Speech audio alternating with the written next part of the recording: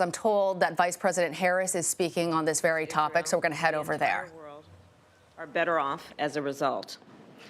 Sinwar was responsible for the killing of thousands of innocent people, including the victims of October 7 and hostages killed in Gaza. He had American blood on his hands.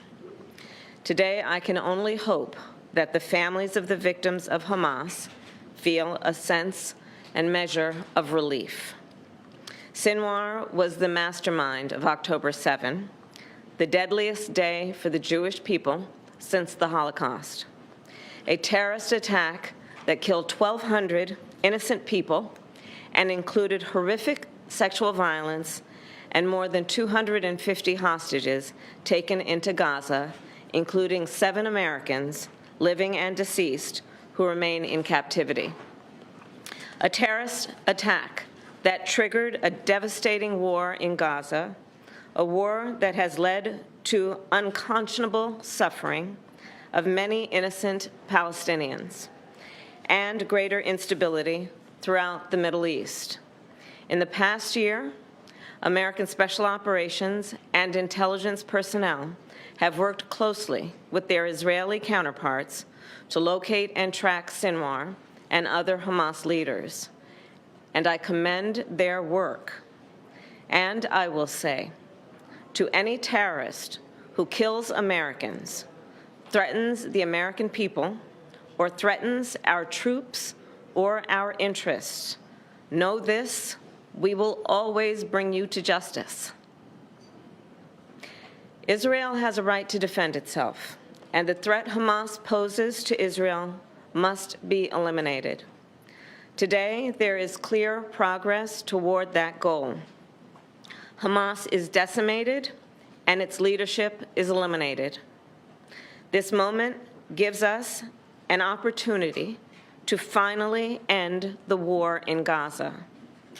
And it must end such that Israel is secure, the hostages are released, the suffering in Gaza ends, and the Palestinian people can realize their right to dignity, security, freedom, and self-determination.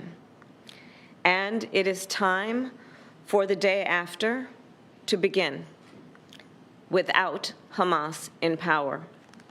We will not give up on these goals, and I will always work to create a future of peace, dignity, and security for all. I thank you all. Is the U.S. asking Israel to end the war now? All right, we just heard the Vice President speaking there. These are the first remarks that we're hearing really from the administration following the confirmation by Israel of the death of Yahya Sinwar, the architect of October 7th. She said that this is an opportunity to finally end the war in Gaza, talking about the necessity to both ensure Israel's security and self-determination for the Palestinian people. CBS News political director Fin Gómez joins me now. Fin, what can we make of these comments by the Vice President?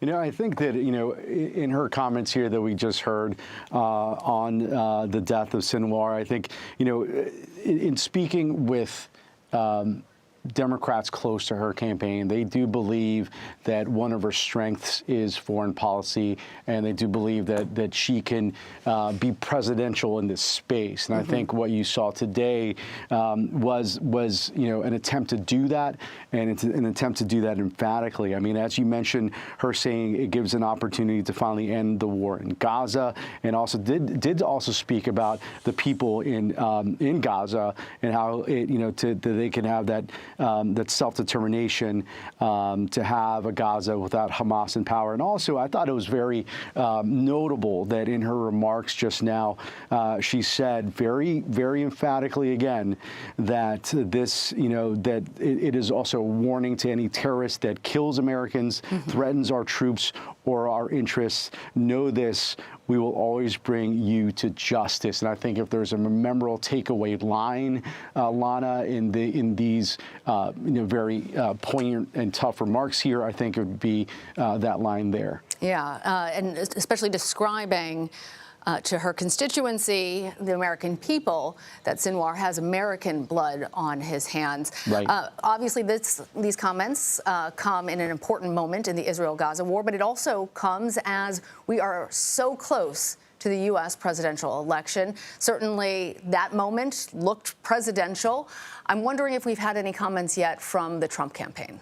Not yet, but we do expect some. I did reach out to some senior advisors on the Trump campaign just before this segment with you, and you know, usually, Lana, in the traditional sense of these presidential cycles, while something that, you know, there are many voters who assess foreign policy, it's not typically on the top of the list of top issues, right?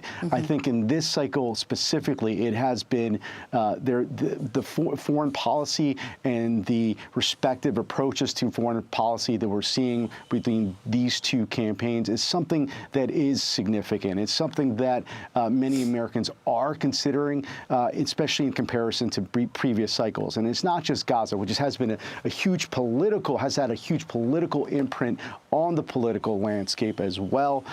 Even early on, dividing the Democratic Party, you still see some division within that, within the party. But you know, if you look at Ukraine, if you look, you know, obviously the war that is currently happening.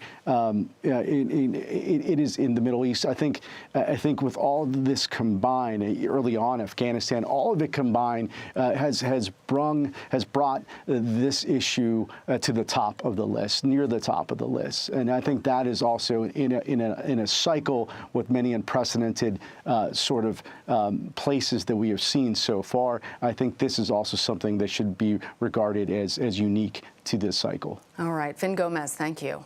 Thank you, Lana. We will have continuing coverage of this major development in the Israel-Hamas war just after a quick break. I'm Lana Zak. Stay with us. You're streaming CBS News 24/7.